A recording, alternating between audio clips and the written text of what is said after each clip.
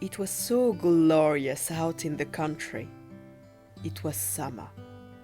The cornfields were yellow, the oats were green, the hay had been put up in stacks in the green meadows, and the stork went about on his long red legs and chattered Egyptian, for this was the language he had learned from his good mother.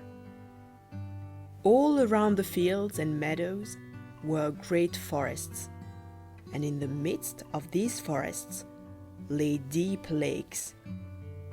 Yes, it was right glorious out in the country. In the midst of the sunshine, there lay an old farm, with deep canals about it, and from the wall down to the water grew great burdocks, so high that little children could stand upright under the loftiest of them. It was just as wild there as in the deepest wood, and here sat a duck upon her nest. She had to hatch her ducklings. But she was almost tired out before the little ones came, and then she so seldom had visitors. The other ducks liked better to swim about in the canals than to run up to sit down under a burdock and cackle with her. At last, one eggshell after another burst open. "Beep, beep," it cried, and in all the eggs there were little creatures that stuck out their heads.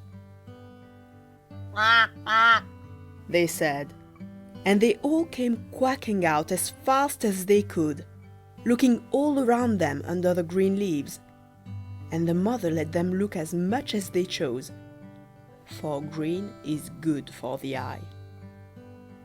"How wide the world is," said all the young ones, for they certainly had much more room now than when they were in the eggs. "D'ye think this is all the world?" said the mother. "That stretches far across the other side of the garden, quite into the parson's field, but I have never been there yet. I hope you are all together?" And she stood up. "No, I have not all. The largest egg still lies there. How long is it to last? I am really tired of it." And she sat down again. "Well, how goes it?" asked an old duck who had come to pay her a visit. "It lasts a long time with that one egg," said the duck who sat there. "It will not burst. Now only look at the others. Are they not the prettiest little ducks one could possibly see? They are all like their father. The rogue, he never comes to see me." "Let me see the egg which will not burst," said the old visitor.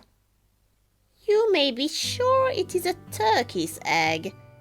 I was once cheated in that way, and had much anxiety and trouble with the young ones, for they are afraid of the water.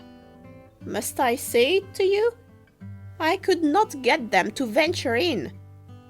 I quacked and I clacked, but it was no use.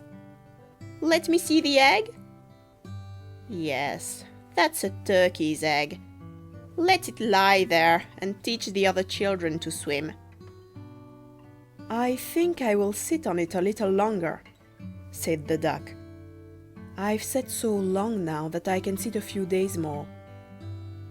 "Just as you please," said the old duck, and she went away. At last, the great egg burst.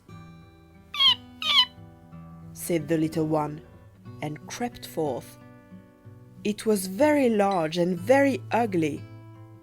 The duck looked at it. "It's a very large duckling," said she. "None of the others look like that. Can it really be a turkey chick? Well, we shall soon find out. It must go into the water, even if I have to thrust it in myself." The next day it was bright, beautiful weather. The sun shone on all the green trees, The mother duck went down to the canal with all her family. Splash! She jumped into the water. Quack, quack, She said, and one duckling after another plunged in. The water closed over their heads, but they came up in an instant and swam capitally. Their legs went of themselves, and they were all in the water. The ugly grey duckling swam with them. No, it's not a turkey, said she. Look how well it can use its legs, and how straight it holds itself. It is my own child. On the whole, it's quite pretty if one looks at it rightly. quack, quack. Come with me, and I'll lead you out into the great world and present you in the duckyard. But keep close to me so that no one may tread on you, and take care of the cats. And so they came into the duckyard. There was a terrible riot going on in there, for two families were quarreling about an eel's head, and the cat got it after all. See? That's how it goes in the world, said the mother duck, and she wetted her beak, for she too wanted the eel's head. Only use your legs, she said. See that you can bustle about, and bow your heads before the old duck yonder. She is the grandest of all here. She is of Spanish blood. That's why she's so fat. And you see, she has a red rag round her leg. That's something particularly fine, and the greatest distinction a duck can enjoy. It signifies that one does not want to lose her, and that she is to be known by the animals and by men too. Shake yourselves. Don't turn in your toes. A well-brought-up duck turns its toes quite out, just like father and mother. So, now bend your necks and say, Quack. and they did so. But the other ducks round about looked at them and said quite boldly, Look there. Now we're to have these hanging on, as if there were not enough of us already. And, fie! How that duckling yonder looks! We won't stand that. and one duck flew up at it and bit it in the neck. Let it alone, said the mother. It does no harm to anyone. Yes, but it's too large and peculiar, said the duck who had bitten it. and therefore it must be put down. Those are pretty children that the mother has there, said the old duck with the rag round her leg. They are all pretty but that one. That was rather unlucky. I wish she could bear it over again. That cannot be done, my lady, replied the mother duck. It is not pretty, but it has a really good disposition and swims as well as any other. Yes, I may even say it, swims better. I think it will grow up pretty and become smaller in time. It has lain too long in the egg and therefore is not properly shaped. And then she pinched it in the neck and smoothed its feathers. Moreover, it is a drake, she said, and therefore it is not of so much consequence. I think it will be very strong. He makes his way already.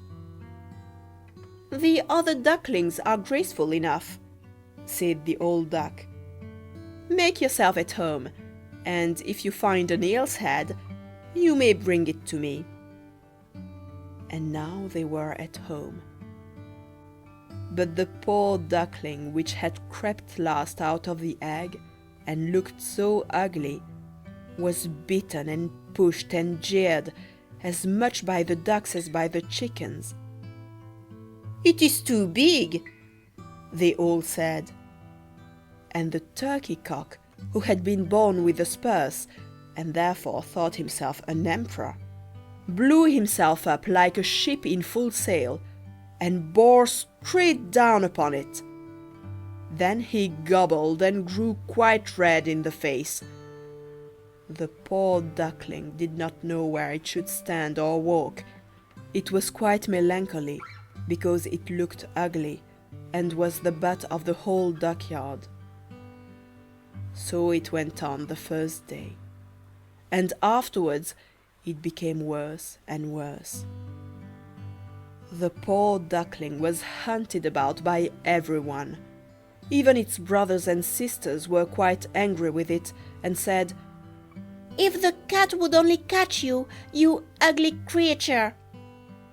And the mother said, "If you were only far away." And the ducks beat it, and the chickens beat it, and the girl who had to feed the poultry kicked at it with her foot. Then it ran and flew over the fence, and the little birds in the bushes flew up in fear. "That is because I am so ugly," thought the duckling, and it shut its eyes, but flew on further. And so it came out into the great moor, where the wild ducks lived.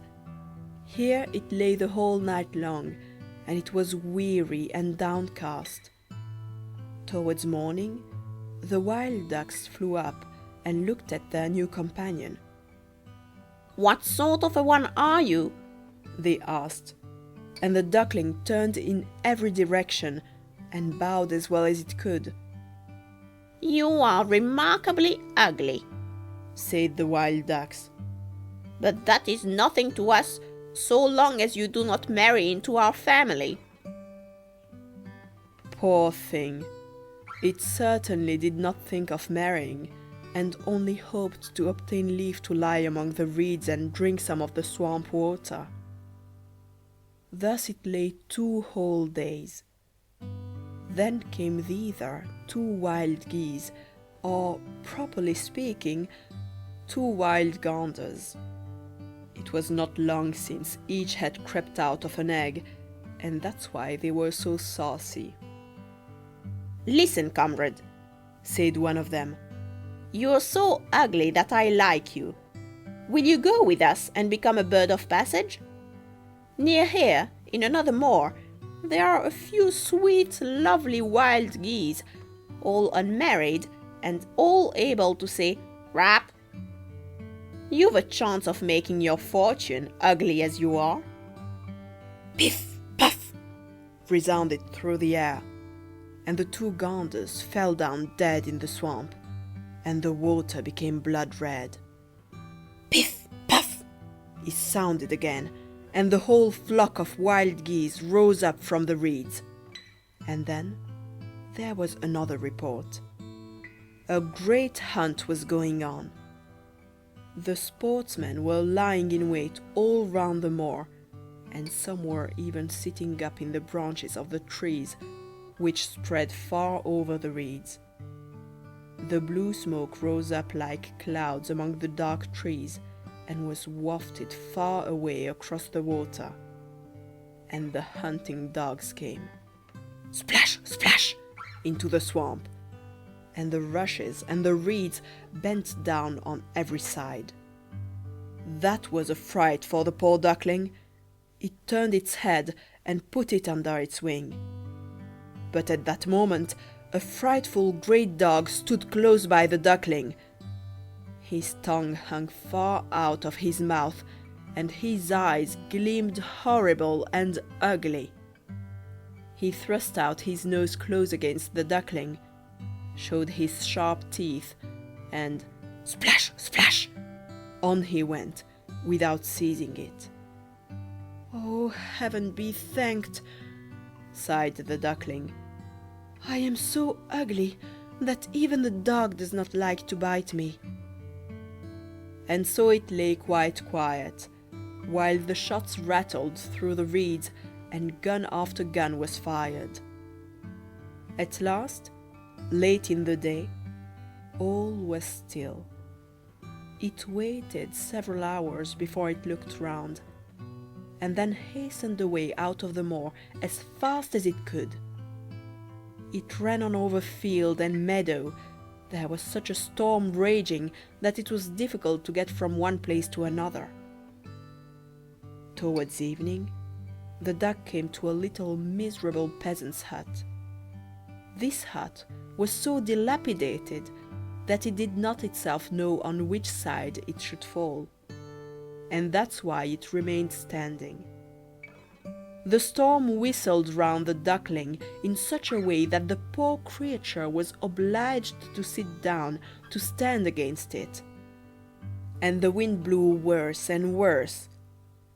Then the duckling noticed that one of the hinges of the door had given way, and the door hung so slanting that the duckling could slip through the crack into the room, and that is what it did.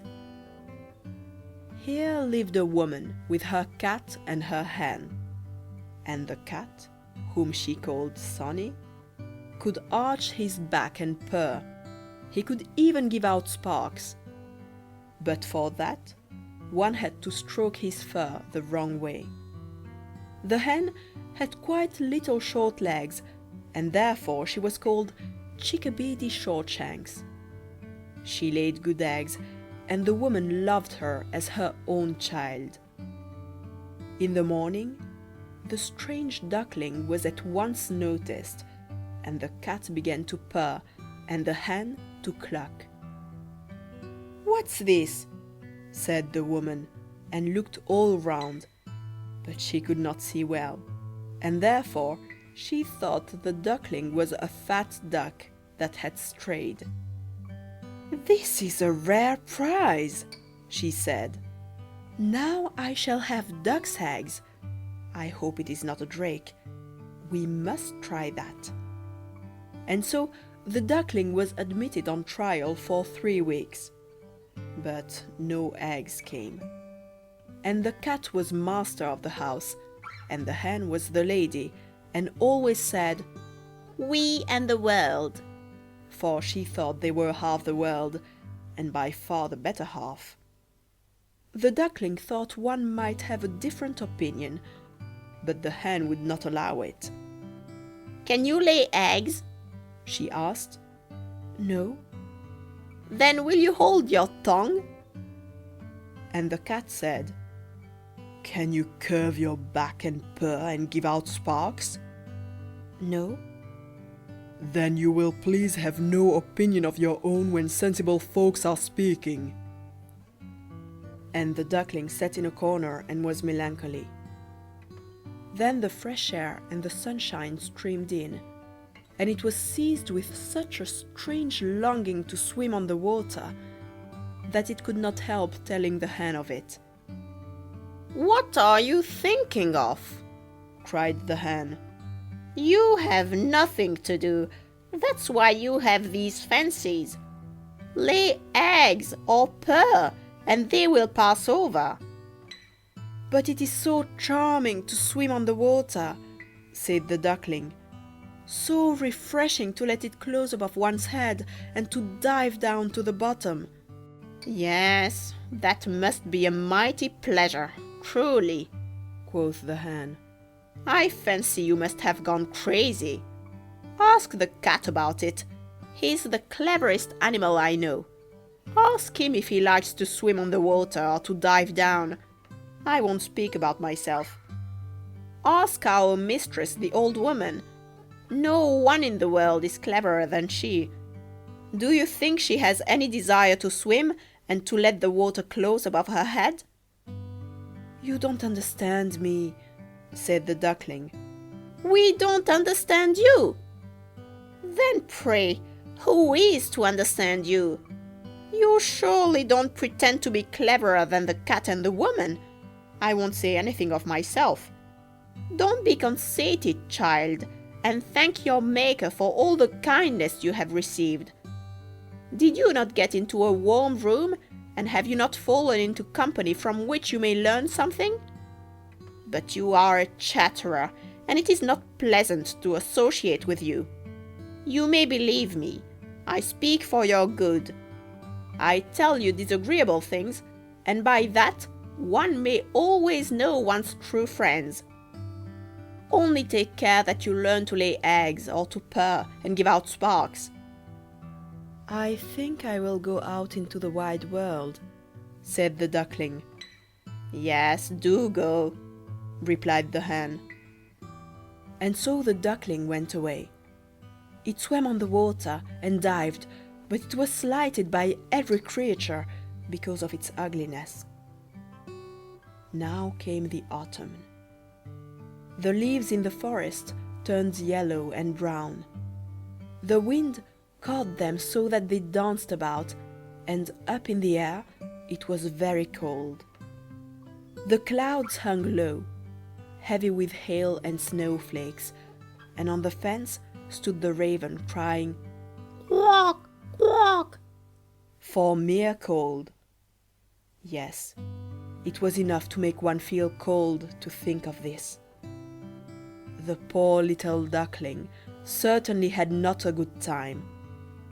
One evening, the sun was just setting in his beauty. There came a whole flock of great handsome birds out of the bushes. They were dazzlingly white, with long, flexible necks. They were swans. They uttered a very peculiar cry, spread forth their glorious great wings, and flew away from that cold region to warmer lands, to fair open lakes. They mounted so high, and the ugly duckling felt quite strangely as it watched them.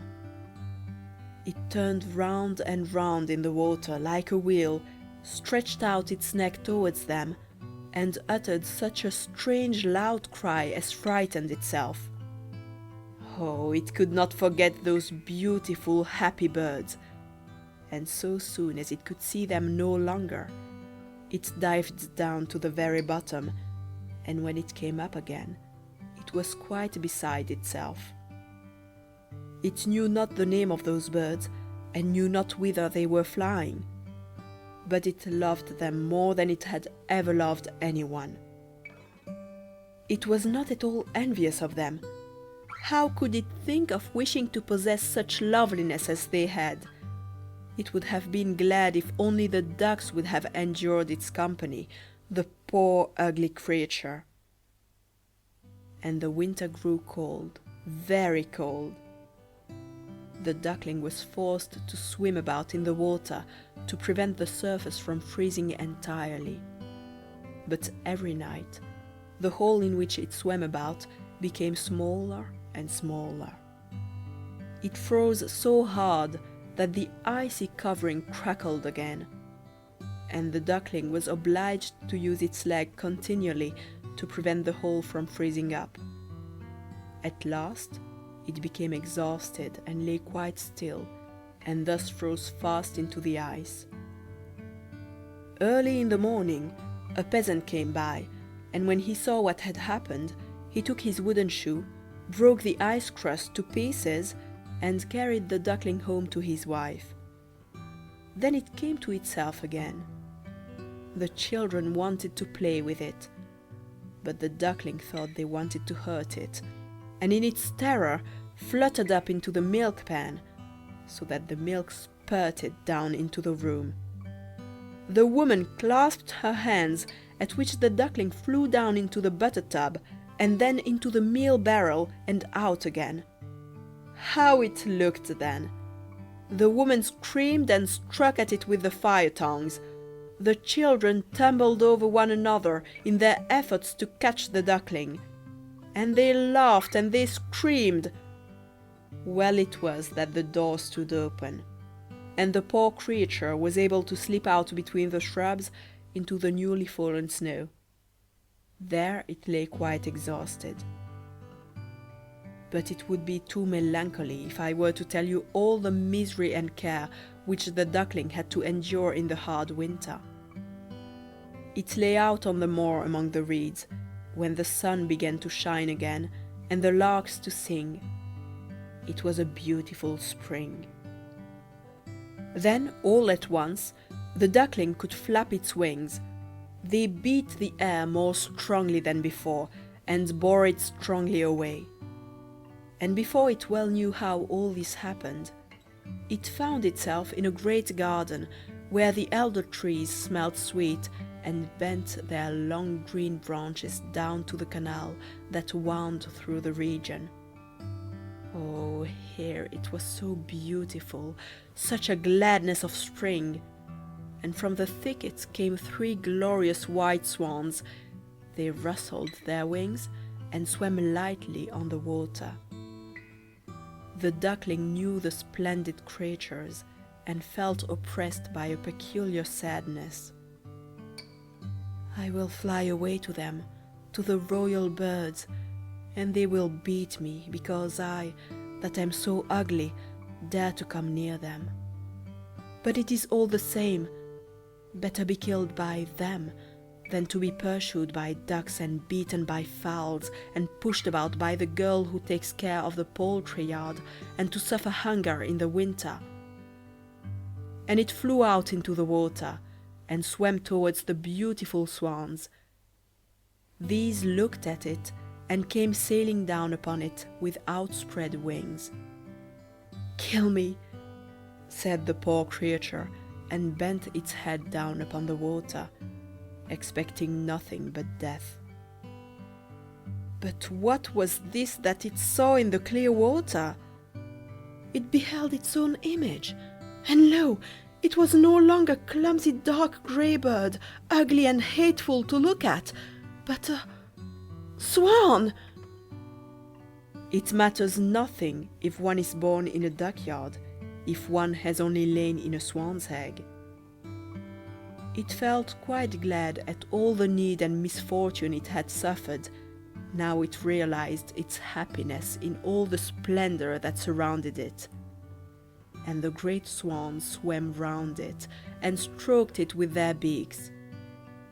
Into the garden came little children, who threw bread and corn into the water, and the youngest cried, "There is a new one!"